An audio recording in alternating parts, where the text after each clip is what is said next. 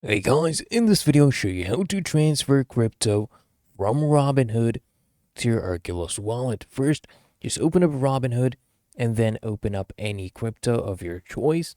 Just go ahead and scroll down. You should see these two options, send and receive. Now in this case, I just want you to go ahead and tap on send.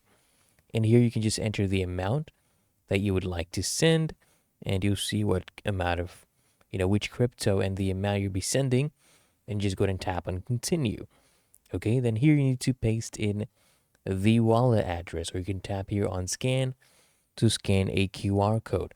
Now to get the wallet address, you can just open your Arculus wallet, okay, and choose any crypto that you were sending. Let's say it was Bitcoin.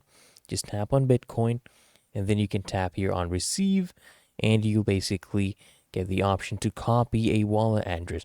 Go back to Robinhood, paste in that wallet address, and send that amount. Just make sure everything is correct. I recommend sending a small amount just to test it out. But otherwise, it's really that easy and simple. So if you found this helpful, make sure you smash the like button and subscribe to find your solution.